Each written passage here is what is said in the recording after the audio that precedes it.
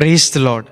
I greet you very good morning in the precious name of our Lord and Savior Jesus Christ. మన ప్రభువును రక్షకుడైన యేసుక్రీస్తు నామంలో మీ అందరికీ శుభాలు తెలియజేస్తున్నాను. ఎలా ఉన్నారు? మీరంతా బాగున్నారా? ఈరోజు దేవుని వాగ్దానం ధ్యానం చేద్దాం. మీ పితరుల కంటే నిన్ను విస్తరింప చేయును. హల్లెలూయా. దేవుడికి మనందరి పట్ల ఉన్నతమైన ఉద్దేశాలు ఉన్నాయని, ఆయన మనల్ని సృజించిన వాడు కాబట్టి ఒక ఉద్దేశంతో, ఒక ప్లాన్తో దేవుడు మనల్ని చేశాడని. మనం ఎప్పుడైతే దేవుని వైపు తిరుగుతామో, దేవునికి మన జీవితాన్ని సమర్పించుకుంటామో, ఆ ఉద్దేశాలు మన పట్ల జరుగుతాయి. మన తలంపులకి, మన ఉద్దేశాలకి, మన చిత్తానికి, దేవుని చిత్తానికి ఎంతో తేడా ఉందని. ఎంత తేడా అంటే భూమికి ఆకాశానికి ఎంత తేడా ఉందో అంత తేడా ఉందని. దేవుని చిత్తం మనందరి పట్ల చాలా గొప్పది. దేవుని ప్రణాళిక మన జీవితంలో ఒకటి ఏంటంటే మనల్ని విస్తరింప చేయాలని. ఆది నుండి దేవుని ప్రణాళిక తన ప్రజల పట్ల అదే. దేవుడు ఆదాముతో చెప్పిన మాట, మీరు ఫలించి అభివృద్ధి పొంది విస్తరించమని. అబ్రహాముతో చెప్పిన మాట అదే. నోహుతో చెప్పిన మాట అదే. దేవుడు మనల్ని విస్తరింప చేయాలనుకుంటున్నారు. మీ పేరుని దేవుడు విస్తరింప చేస్తారు. మీ ఇన్ఫ్లుయెన్స్ని దేవుడు అనేక మందికి తెలిసేలా చేస్తారు. దేవుడు మీ దినాలను, మీ రోజులను దేవుడు విస్తరింప చేస్తాడు. అంటే దేవుడు మీకు దీర్ఘాయువుని దయచేస్తారు. దేవుడు మీ బలాన్ని విస్తరింప చేస్తారు. దేవుడు మీకు బలాన్ని ధరింప చేస్తాడు. దేవుడు మీ జ్ఞానాన్ని విస్తరింప చేస్తాడు. దేవుడు మీరు చేసే పనులను దీవించి మీ ఆస్తి పాస్తుల్ని, వెండి బంగారాలని, మందలను, పశు సంపదను దేవుడు విస్తరింప చేస్తాడు. తన దగ్గరికి వచ్చిన ప్రతి ఒక్కరిని దేవుడు విస్తరింప చేశాడని. దావీదు గారిని దేవుడు విస్తరింప చేశాడు. యోబు గారి చుట్టూ దేవుడు తన కంచి నుంచి యోబు గారు చేసే పనంతటిని దేవుడు ఆశీర్వదించి యోబు గారిని విస్తరింప చేశారని. ఆశా రాజుని దేవుడు విస్తరింప చేశారు. హిజ్కియా రాజు, దేవునికి అనుకూలంగా బ్రతికిన హిజ్కియా గారిని దేవుడు విస్తరింప చేశారు. మీరు విస్తరించకూడదని ఎంతమంది ఎన్ని పన్నాగాలు వేసినా దేవుడు మాత్రమే విస్తరింప చేస్తారు. ఇశ్రాయేలు ప్రజలు విస్తరించకూడదని ఫరో రాజు వారిని ఎంత కష్టపెట్టినా దేవుని వాక్యం సెలవిస్తుంది, వారు ఇంకా ఇంకా అధికంగా విస్తరించారని.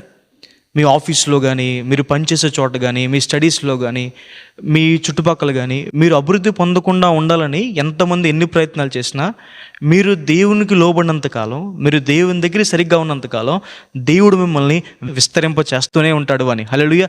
దేవుడు మీ టెరిటరీస్ని, మీ బౌండరీస్ని ఎన్లార్జ్ చేస్తారు. యబ్బేజు వేదంతో, దుఃఖంతో దేవుని దగ్గరికి వచ్చి అడుగుతాడు, ప్రవ్వా నా సరిహద్దులు విశాలపరచవా అని. దేవుడు యబ్బేజు ప్రార్థన అంగీకరించి యబ్బేజు గారి సరిహద్దుల్ని దేవుడు విశాలపరిచారు. దేవుడు యాపోతుని విశాలపరిచాడని రాయబడింది. అంటే ఆధ్యాత్మికంగా ఎవరైతే యథార్థంగా దేవుని దృష్టిలో నీతిమంతులుగా ఉంటారో వారిని దేవుడు విశాలపరుస్తాడని. అన్ని విషయాల్లో దేవుడు విశాలపరుస్తాడు. మన హృదయం ముందు విశాలపరచబడాలని, దేవుని వాక్యం అంగీకరించడానికి, దేవుని మాటలు ఒప్పుకోవడానికి మన హృదయం విశాలపరచబడాలి. కఠిన స్వభావం మనకు ఉండకూడదు. వ్యతిరేక స్వభావం మనకు ఉండకూడదు. కృతజ్ఞతలో మనం విస్తరించాలి. దేవుని ప్రేమించే విషయం విస్తరించాలి. దేవుడు మనల్ని మన పితరుల కంటే అధికంగా విస్తరింప చేస్తారు అని. హల్లెలూయా. దేవుడు అబ్రాహామును పిలిచి అంటారు కదా, అబ్రాహామా ఆకాశ నక్షత్రం వలను ఇసుక రేణు వల్ల నీ సంతానాన్ని విస్తరింప చేస్తానని. ఒకరోజు చూస్తే దేవుడు తను ఇచ్చిన వాగ్దానం నెరవేర్చి అలాగే దేవుడు అబ్రాహాము సంతానాన్ని ఆశీర్వదించారని, విస్తరింపజేశారని. ఈరోజు దేవుడు కూడా మీ జీవితంలో అన్ని విషయాల్లో కూడా మిమ్మల్ని విస్తరింప చేస్తారు. ఈ వాగ్దానం విస్తరించండి.